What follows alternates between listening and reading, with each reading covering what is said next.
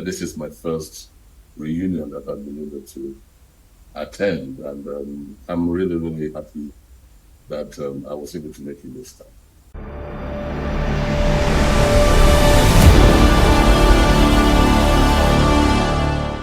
Good morning, sir.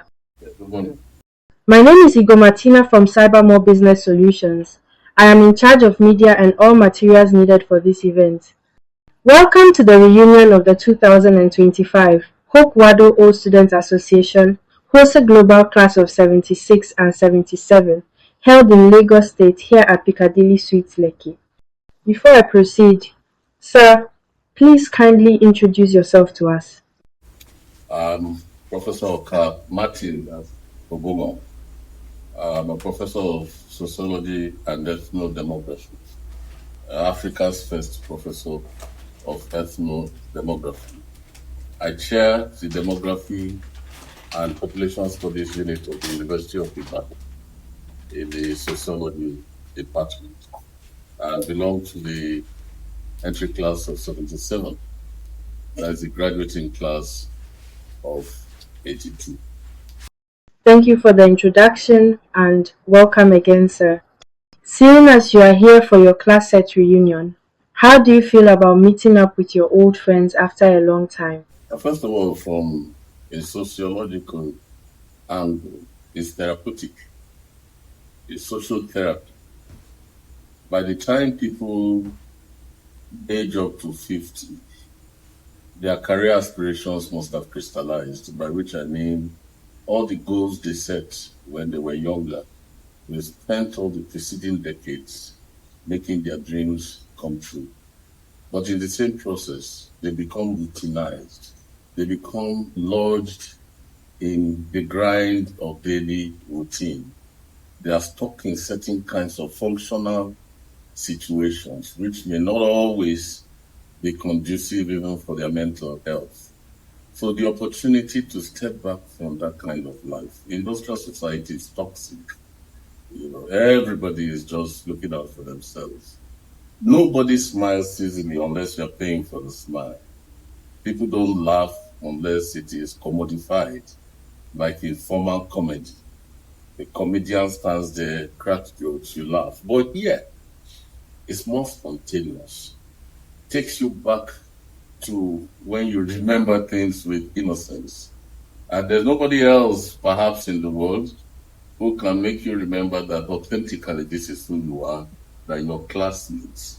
And to be in that with that kind of freedom to speak what's on your mind, to banter, trade banter, to just be yourself. You are no longer the husband, you are no longer the father, you are not the grandfather, you are not the great-grandfather. You are not the big boss that is overseeing $1 billion or $1 billion enterprise. You are just who you've always been. I think that is immensely liberating.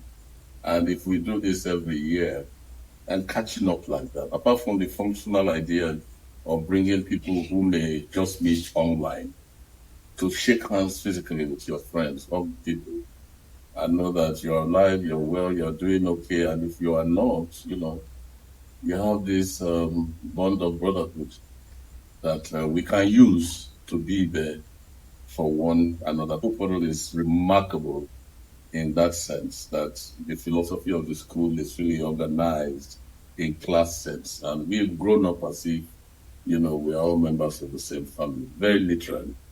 So I think this particular reunion is also special. Lagos is a lovely place. Where we are, the Piccadilly Suites is fantastic. Everything can take place here. And then the medical retreat, which is taking place now, is just phenomenal. It's an ingenious idea to remind people, because these guys here, everybody is so busy.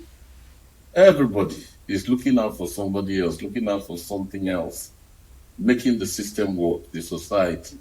They usually don't have time. The time they have for other people, they don't have for themselves. And then when you now factor in a medical retreat as the first thing that we are doing, and we arrived last night and they are like, hey, nobody is drinking, nobody is eating, nothing, you got to do this, you got to do that. It's ingenious. And then those who wouldn't have done those kinds of tests because they can't make out the time and they've not really persuaded themselves to do that. This is the functional use, positive use of peer pressure. You see your mates that you knew, you sat next to them in class, and they are persuaded that this is the way to go. That encourages a lot of people. That makes it easier to do that. And then if the results are good, your kidney is fine, your liver is fine, you don't take it for granted. You are over 50 now. You are inching 60 now. Then it means that some of the lifestyles, the habits, you need to realize that the body is like a temple. It's got to be cleaned from time to time. It's got to be maintained. It has an architecture and interior decoration too. So I mean, when you view it from that point, people pace themselves. If you have a 40-year plan, once you're 60, you want to touch 100. It's got to be in good health and peace. This is part of the foundation of that kind of, proactive philosophy. So I'm immensely glad that we have a class set that thinks and reasons like that. And then if it is not something positive from the results of the scans, of the urinalysis, of the blood tests, then hey, at least you're catching stuff early. And then you do know that you have a fraternity of friends and brothers who at least will be there understanding now this is what's going on and we'll see what we can do about it. So I'm personally, this is my first reunion that I've been able to attend, and I'm really, really happy that I was able to make it this time. Thank you, sir. Firstly, let's thank God for life and the ability to be here today. Secondly, I am glad that this reunion is bringing so much joy to you, meeting with your classmates and seeing smiles on their faces. I am glad that you appreciate the efforts of your global coordinator for adding medical into this event, that his thought on it isn't a wasted idea. Before we conclude, sir, what do you have to say to your friends and the people watching you right now? Well, first of all, it's what's this all about? Opal is not just a school. Opal is a historical idea.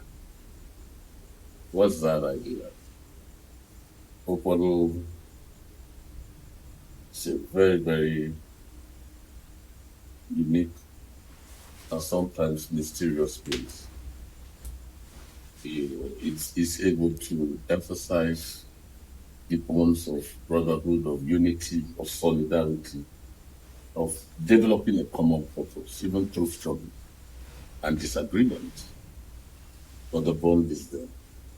We need to begin to transfer the quality of that experience intentionally to the rest of the world. We need to have a hope without boundaries. We need to be able to recognize Owadians in people who didn't physically attend Hopolo. One of the things you take away from Hopolo is leave Hopolo better than you found it. What does that mean? A Howadian typically will come and see litter. He's not the one that littered it. A piece of paper outside the trash bin. The normal Howadian will pick it up and make that place a better place. Every Howadian had a flower bed.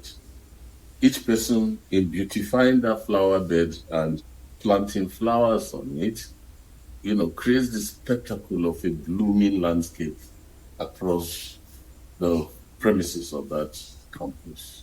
In that little thing you did in that your small flower bed, if you did it with love, passion, compassion, consistency, and everybody is doing the same thing, everybody is sweeping their own corner of this compound, that's what made Hopolo what it is. And right now, at a larger level, you find out that classes come, tar the road, macadamize the roads, build stuff in the assembly hall, improve the general outlook of the hall. We need to take that out into Nigerian governance.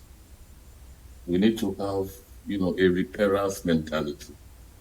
We need to have an Abrahamic vision. And I think it is through these kinds of reunions. So those of our brothers who couldn't make it, many of them legitimately can come. There could be health concerns.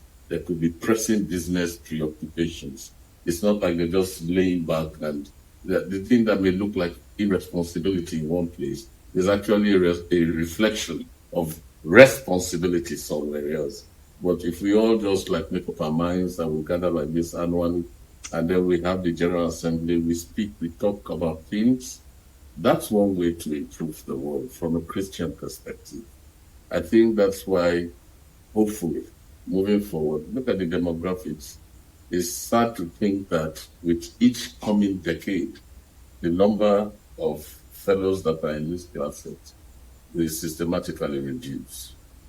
The numbers won't increase. It's going to be declining. It's a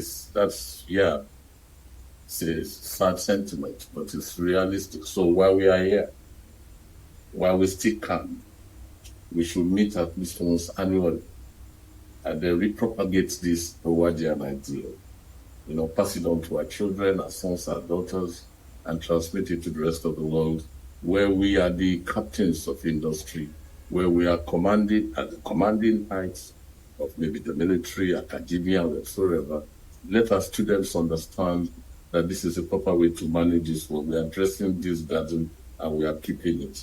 That's what hope model is. We can't see why we shouldn't meet every year. We do meet online daily, continuously, but nothing replaces this kind of physical meeting, in my view. So I know it will continue, even if the number declines, but until it hits just two people, until it gets to just one person left standing, let the rest of us just gather like this. Thank you, sir. I am glad that you appreciate and encourage the Hawaiian idea, the yearly reunion, online meetings. Thank you, sir. In all, the togetherness and the reunion is very important. Thank you, sir, for your time, and we hope the remaining days bring joy and happiness. Reuniting with your old friends is a lot to catch up with, even though the time is short. But trust me, the little memories also matter. Thank you once more, sir.